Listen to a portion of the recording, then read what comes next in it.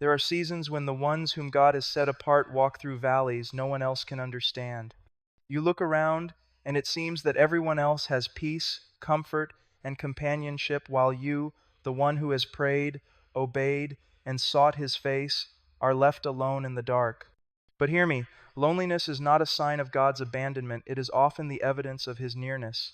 When God chooses a man or a woman, he first calls them out of the crowd, out of the noise, out of the comfort of the familiar. And the moment you are called out, you will feel the pain of separation. The chosen ones often feel broken because God himself is breaking them not to destroy them, but to rebuild them into instruments of his glory. What you call isolation, heaven calls preparation. So if you are lonely, if you are misunderstood, if you are broken, you are not forgotten. You may very well be in the hands of the potter, and the pressure you feel is proof that you are being shaped for something greater than yourself.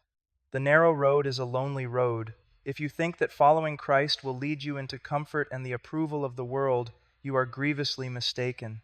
From the very moment God calls a soul to himself, he sets it apart. He separates it from the patterns, the pleasures, and the crowds that others blindly follow. And separation is never easy. It is never comfortable. It is never accompanied by applause or affirmation. The one who walks in obedience, the one who pursues holiness, will find themselves standing alone. They will find that the laughter of the world no longer draws them, that the shallow conversations of the crowd feel meaningless, and that the familiar bonds of friendship are strained because God has given them eyes to see the weight of eternity, while others remain blind. Loneliness is the natural companion of the called. Jesus himself walked this road. He was despised, rejected, mocked, and misunderstood. He spent nights in prayer, alone on mountains, wrestling with the will of the Father. And if the Son of God, the very Word made flesh, had to endure solitude, why should we expect any less? To be chosen is to be set apart, and to be set apart is to be set alone, at least in the ways of the world. Your friends, your family, your colleagues, they cannot fully understand what God is doing in your life. They cannot bear the weight of the vision that he has placed in your heart. And so, as you walk in obedience, you walk apart from them. But understand this, loneliness is not the absence of God. Far from it. The loneliness of the chosen is often the crucible in which faith is refined. When you feel the world slipping away, when you feel the sting of rejection and the ache of isolation, that is when God draws closest. It is in these moments that he whispers, that he strengthens, that he teaches you to depend not on human applause, but on divine approval. It is in the stillness, in the silence, in the darkness, that he begins to work in ways that your heart cannot yet comprehend. The road is narrow, yes, and it is lonely, yes, but it is also holy, it is sacred, and every step along it is guided by the hand of the Almighty. Do not despise your loneliness. Do not rail against it as if it were punishment or mistake. The world will call it suffering, but God calls it preparation. The narrow road was never meant to be easy. It was never meant to be crowded. It was never meant to offer comfort or convenience. It is narrow so that you cannot wander, so that your eyes are fixed on Christ alone, and so that every distraction falls away. It is lonely so that you will learn the necessity of God's presence, so that you will cling to him with desperation, and so that your soul, though tested and wounded, is made strong. If you feel alone today, know that it is because you have been chosen. If you feel misunderstood, mocked, or ignored, know that it is because the world cannot recognize the treasure God has placed within you. Loneliness is the mark of the called. Brokenness is the instrument by which the Spirit teaches you dependence. And though the road is narrow, though it is lonely, and though the journey may seem unbearable at times, every step you take in obedience brings you closer to the one who has chosen you, and in him you will never truly be alone. When God calls a person, he does not merely invite them to a comfortable life of routine or worldly security. He summons them to a life of separation, to a path that demands detachment from everything that would compete with his supremacy in the heart. The call of God is a call to surrender, to a radical abandonment of self, and to a willingness to be stripped of every false comfort that might hinder obedience. This is why the chosen ones so often feel broken, as though life itself were conspiring against them. They are being refined, they are being pruned, They are being made ready for a purpose that is far greater than the temporary pleasures of this world. When God calls you, He begins to remove. He removes the illusions of control, the attachments to people, positions, and possessions that you have trusted in more than Him. He removes the familiar so that He can become the anchor of your soul. And this is painful, intensely, achingly painful, because every human instinct resists detachment.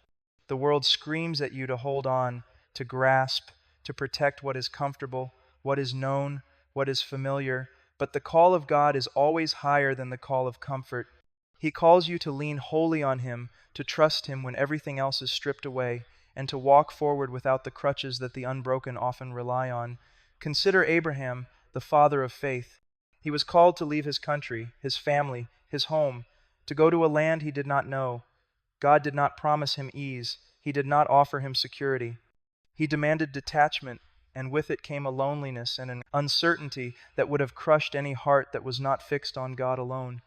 Yet through this detachment, Abraham's faith was proven, and God's glory was revealed. The same is true for every one of the called. The stripping away is not the punishment, it is the preparation. Detachment is never comfortable because it cuts to the heart. It forces you to confront the idols you have long tolerated, the desires you have justified, the relationships you have clung to, the security you have trusted in. God will not allow His chosen to remain bound by these things. The chosen ones often feel broken because they are being torn free from everything that competes with God. And though it may feel like loss, it is truly gain.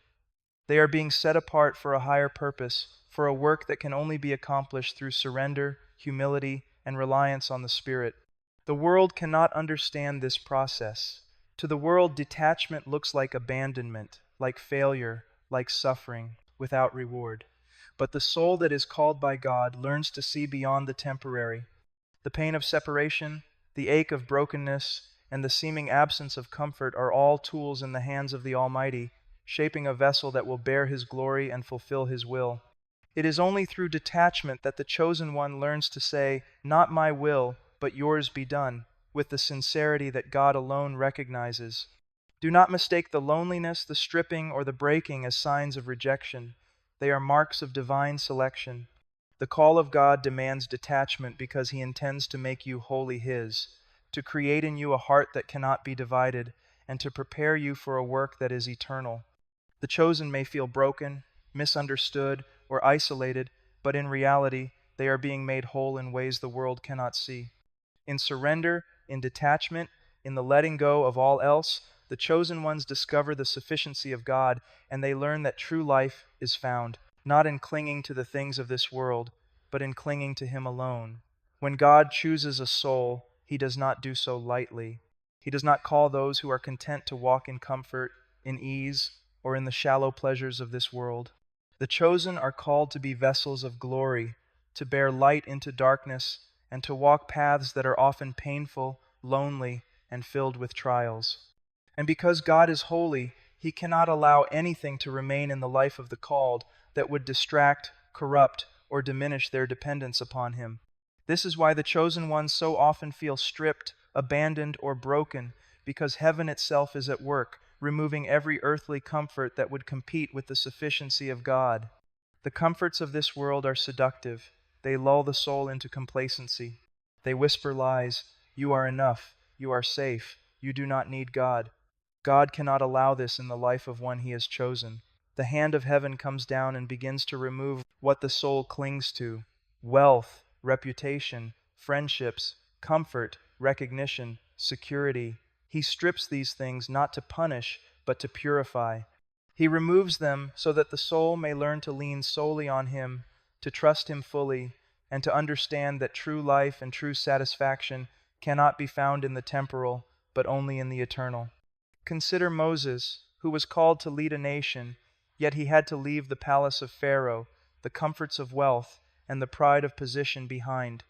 Consider Elijah, who, in the aftermath of great victories, was driven into the wilderness, weary and alone, sustained only by God's provision. And consider Christ Himself, who, though rich, became poor for our sake, and walked among men despised and rejected. The pattern is clear. Those whom God chooses are often called to endure loss. to walk without comfort, and to be emptied of everything that the world esteems, so that they may be filled with the Spirit of God and strengthened for the work He has appointed. The removal of earthly comforts is not a sign of God's abandonment. On the contrary, it is proof of His intimate involvement in your life. Every stripped relationship, every lost opportunity, every season of loneliness is a tool in the hands of the Almighty. He is removing the temporary so that the eternal may flourish. He is dismantling the scaffolding of this world so that the structure of your faith may stand on Him alone. And though it is painful, though it may leave the soul feeling isolated and broken, it is always purposeful. God never wastes suffering. Every trial, every loss, every empty-handed season is meticulously designed to deepen dependence, refine character, and cultivate intimacy with Him. Do not despair in these seasons. Do not rage against the stripping. The comforts you mourn are fleeting, and they were never meant to satisfy the deepest longings of your soul. God is removing them to teach you a profound lesson that He alone is enough. He alone sustains. He alone brings joy that cannot be taken away, peace that surpasses understanding, and hope that anchors the soul even in the darkest storms. The emptiness you feel is not absence. It is space being created for God to dwell fully, to work powerfully, and to mold you into the vessel He has chosen you to be. So when the world offers ease, when friends offer consolation, when you look at what you have lost and feel despair, remember that heaven's hand is at work. The removal is not arbitrary. The stripping is not cruelty. The breaking is not rejection. It is the refining fire of God's love, shaping the chosen into vessels capable of carrying His glory. Every earthly comfort removed is a divine preparation for something far greater than what you can see, and every ache of loneliness is a whisper from the Almighty. I am here. Trust me. Lean on me. I am enough. The chosen ones do not often walk with ease. They do not walk surrounded by applause or flattery. They walk in brokenness, for brokenness is the language God uses to communicate with His most beloved. To be chosen is not to be spared the pain of life. It is to be drawn into a refining fire that strips away the self-reliance, pride, and illusions that obscure the image of God in the soul. Brokenness is not a sign of failure, nor is it a mark of abandonment. It is a divine instrument, a sacred language through which heaven speaks to the heart of the one He has called. When God breaks the soul, He is teaching dependence. The chosen ones feel broken because they are being taught that the world cannot satisfy, that human strength is insufficient, and that only He can sustain the spirit.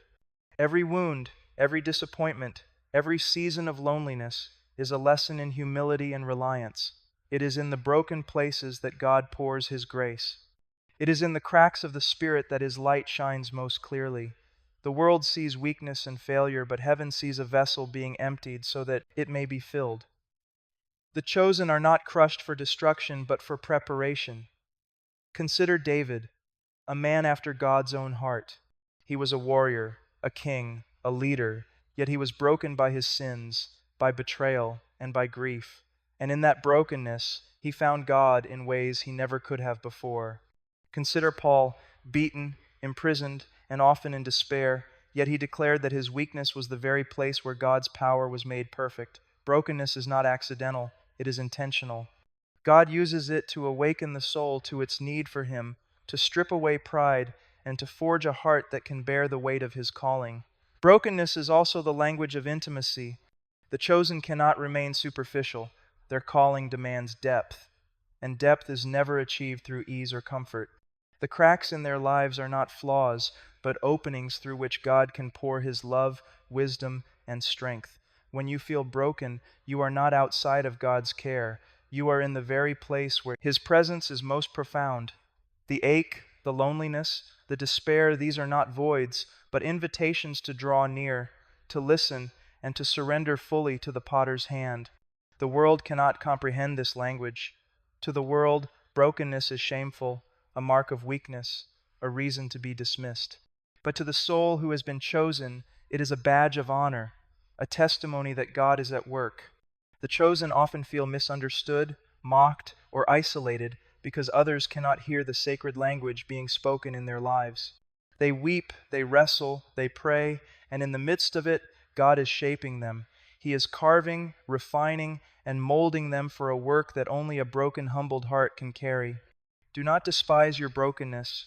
Do not resent the loneliness or the pain. They are not signs that you have failed or that God has abandoned you. They are evidence that you have been chosen. They are the language through which heaven speaks, through which the Spirit teaches, and through which the soul learns the truth. Apart from God, you can do nothing. But in brokenness, in surrender, in utter dependence, you are made strong, you are made ready, you are made holy. So when the ache in your heart feels unbearable, when the loneliness presses in from every side, and when the weight of your calling seems too much to bear, hear this truth. Your brokenness is not a curse. It is a divine conversation, a sacred preparation, and the unmistakable mark of one whom God has chosen. In the cracks of your soul, in the pain that pierces, God is speaking. And if you will listen, if you will surrender, if you will trust Him, you will find that in brokenness you are being made whole. To be chosen by God is to bear a vision that the world cannot see, a calling that the soul cannot fully understand, and a responsibility that weighs heavier than any earthly burden. The chosen ones are given eyes to see beyond the fleeting pleasures and distractions of this world, hearts that ache for what is eternal, and a spirit that longs to accomplish what others cannot even imagine. But with vision comes weight, and the weight is heavy. It crushes, it strains, it isolates, and it is meant to. God does not give vision lightly. He does not hand out glimpses of His glory to those who are unwilling to carry the cost. Every vision comes with responsibility, every calling with sacrifice, and every revelation with suffering. The chosen see what others cannot see, the depth of sin, the urgency of repentance, the fleetingness of life, and the eternal consequences of every decision. To carry this vision is to carry a burden that presses against the soul, that keeps sleep from coming easily, and that makes the laughter of the world feel hollow. It is a weight that cannot be ignored, for it is holy, divine, and God-given. Consider the prophets of old. Isaiah, who cried out, "Woe is me, for I am undone," because he saw the sin of a nation and the holiness of God. Jeremiah, who wept over a people who would not repent, whose visions of judgment and hope weighed heavily on his heart. They were broken, misunderstood, and often rejected, not because they were weak, but because the weight of what God had shown them pressed down relentlessly. To be chosen is to bear burdens that others will never comprehend, burdens that others will reject, and burdens that the soul cannot ignore. This heaviness is not punishment, it is preparation. God is giving you the capacity to carry His purposes. He is allowing the weight to press upon your spirit so that you may learn perseverance, humility, and dependence. He is teaching you to walk by faith, not by sight, and to trust Him in ways that the uncalled never must. The vision is heavy because it is meant to be taken seriously, because it carries eternal implications, and because it cannot be carried without the Spirit of God strengthening and sustaining you. The world cannot bear this weight. The ordinary mind cannot comprehend the eternal vision, and the ordinary heart cannot endure the cost. This is why the chosen are often lonely, misunderstood, and criticized. They cannot share the depth of what God has revealed to them, and those who hear it often respond with incredulity or indifference. But the chosen continue, driven not by applause or human approval, but by the divine burden that rests upon their hearts. They carry it quietly, faithfully, and sometimes painfully, knowing that it is their calling, their responsibility, and their privilege. Do not despise the heaviness of the vision that God has placed upon you.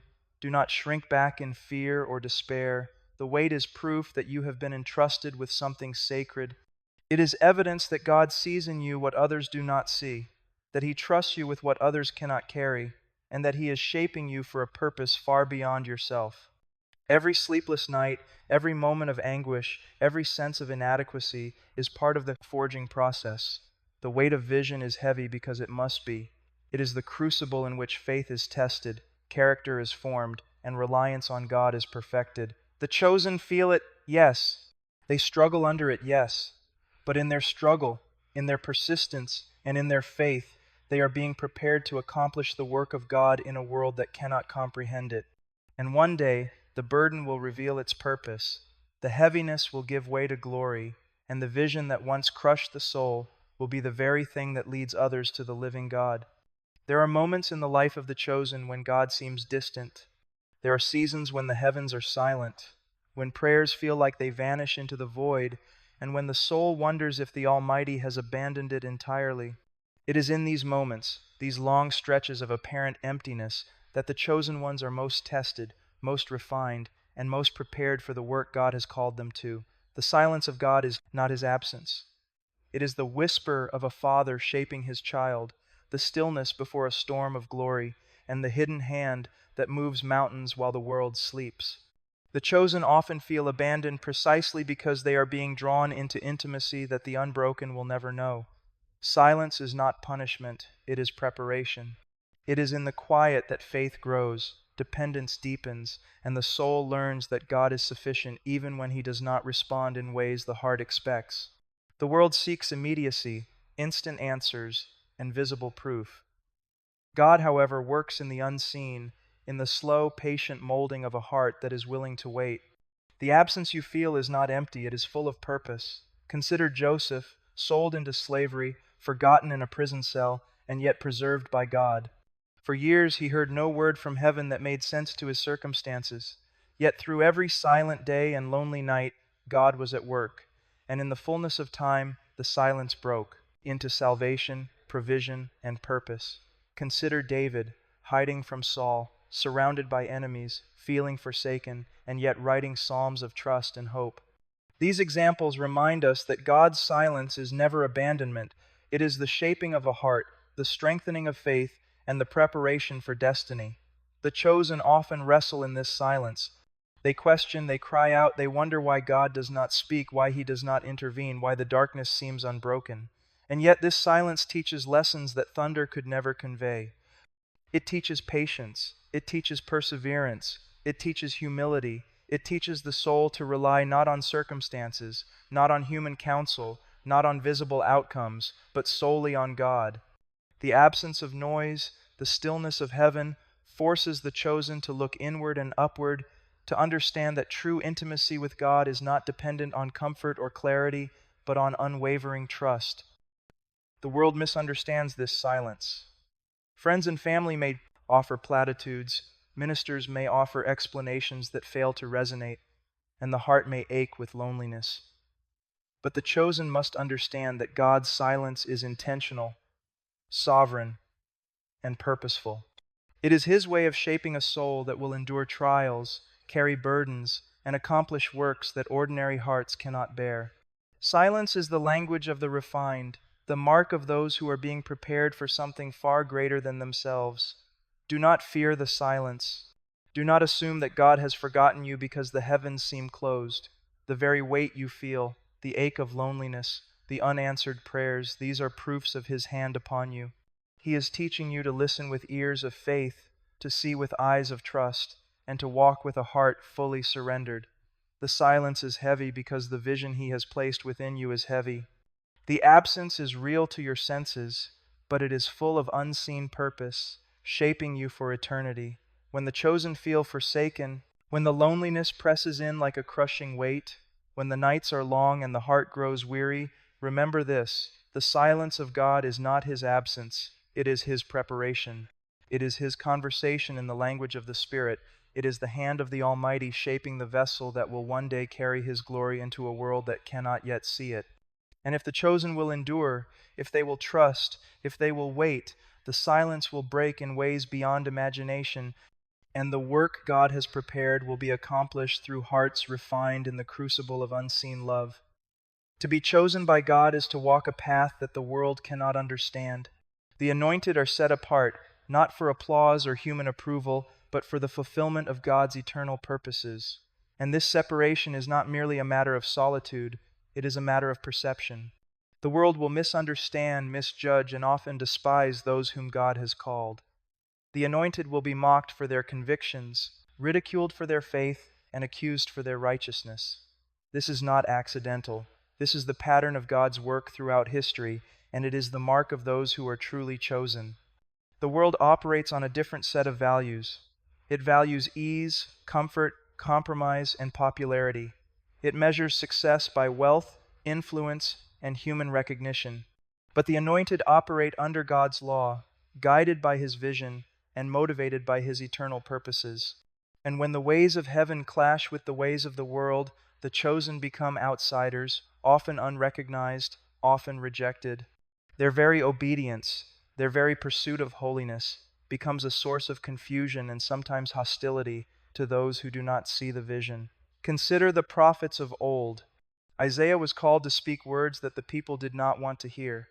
Jeremiah was hated by his own nation because he proclaimed God's judgment. John the Baptist was rejected, mocked, and imprisoned for faithfully declaring the truth. And of course, Christ himself, the ultimate anointed, was despised, betrayed, and crucified. The pattern is undeniable. Those whom God sets apart will rarely, if ever, be understood by the world in which they live. Their calling separates them, their holiness isolates them, and their vision alienates them. This misunderstanding is often painful. The chosen are sometimes accused of arrogance, fanaticism, or foolishness. Friends may distance themselves, families may question motives, the applause of men may be replaced by scorn and rejection. And yet this is precisely the place where God's chosen are tested, refined, and strengthened. Misunderstanding is not punishment. It is confirmation that God is at work in ways the world cannot yet perceive. The anointed are misunderstood because they reflect something higher than the world can comprehend, the eternal, the holy, and the divine. It is essential, then, for the chosen to embrace this reality. The scorn of the world is temporary, fleeting, and ultimately powerless. The approval of God is eternal, unwavering, and infinitely valuable. The misunderstanding of men is proof that God has placed a burden, a calling, and a vision upon the soul that transcends earthly wisdom. Every whisper of ridicule, every glance of disapproval, every accusation from others is a reminder that the anointed are walking in a different kingdom, governed by a higher law and sustained by a power that the world cannot see. Do not despair when you are misunderstood. Do not compromise in pursuit of acceptance. The anointed must remember that heaven sees, heaven knows, and heaven honors what the world cannot recognize. Every trial of misunderstanding is a refining fire. Every season of rejection is a preparation for greater works. Every misjudgment is a test of faithfulness, of perseverance, and of devotion to God alone. The world may never understand you, and it may never embrace your calling, but the anointed cannot depend on the world. They must depend on God.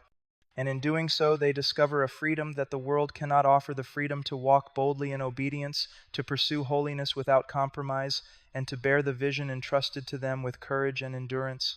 Misunderstanding is not defeat. It is the mark of the chosen. It is the proof that heaven has set you apart for something greater than human comprehension. And when you endure, when you persevere, and when you remain faithful, the work of God will be accomplished through you, despite what the world thinks, understands, or approves.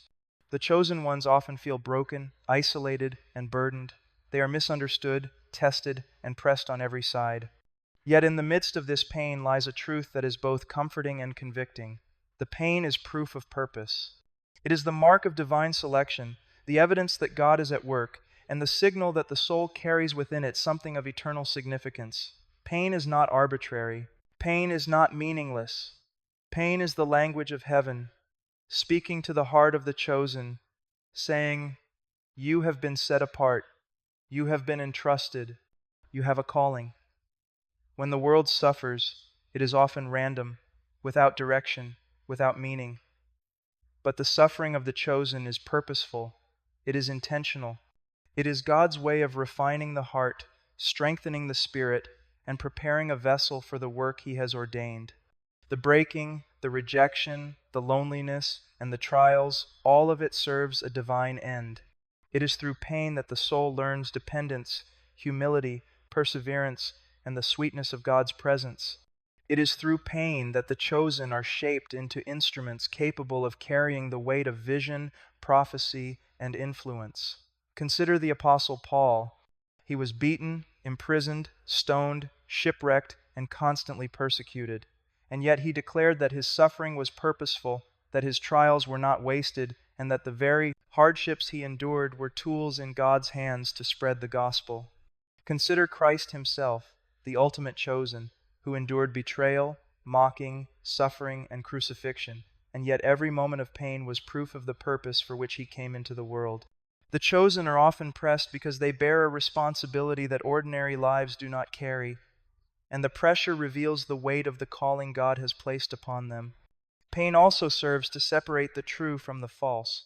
The world will misunderstand, but only the truly chosen will endure. Only those who are anchored in God's will, committed to his purpose, and surrendered to his hands will continue faithfully through suffering. The trials and the loneliness are tests of the heart, confirming that the calling within is real and the work entrusted is genuine. If there were no opposition, no rejection, no suffering, how could the depth of God's purpose in a soul be revealed?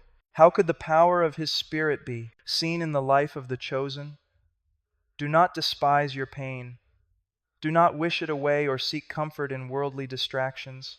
The ache you feel, the isolation you endure, the wounds you carry, all of it is proof that God is doing something in you that the world cannot touch. It is evidence that you are being prepared for something eternal, something greater than yourself, and something that will have consequences far beyond what you can see. Pain is a mark, a seal, and a confirmation that heaven is at work in your life. And finally, understand that the purpose behind the pain is not merely for your own growth, it is for God's glory. It is for the salvation of others. It is for the completion of a work that will endure forever.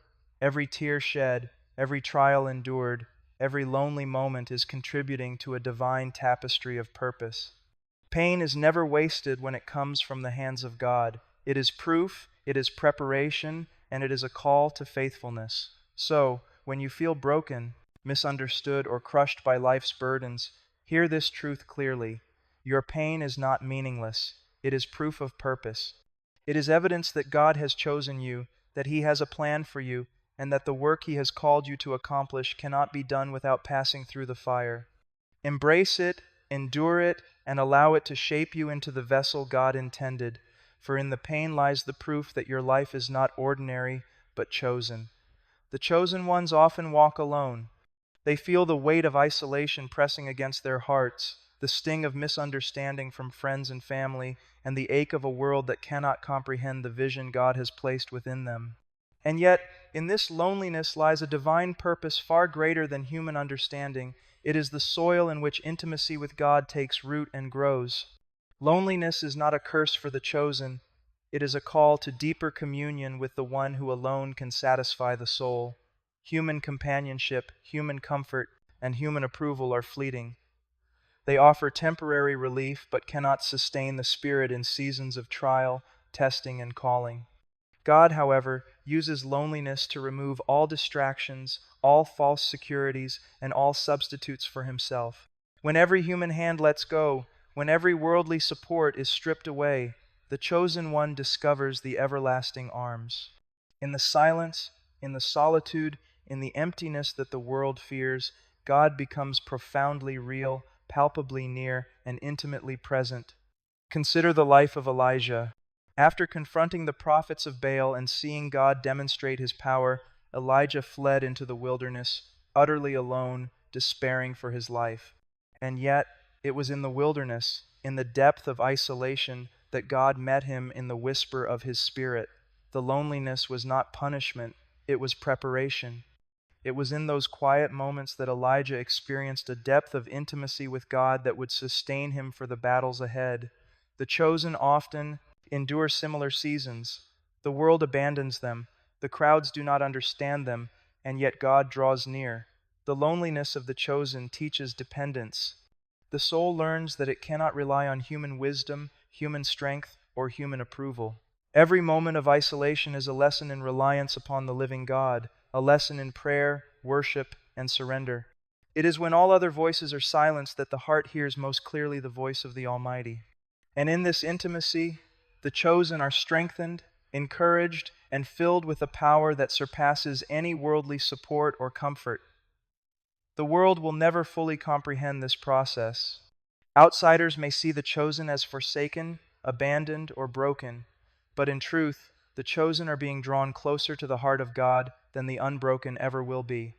Loneliness becomes a furnace of refinement, a place where faith is deepened, prayer is intensified, and trust in God alone becomes second nature.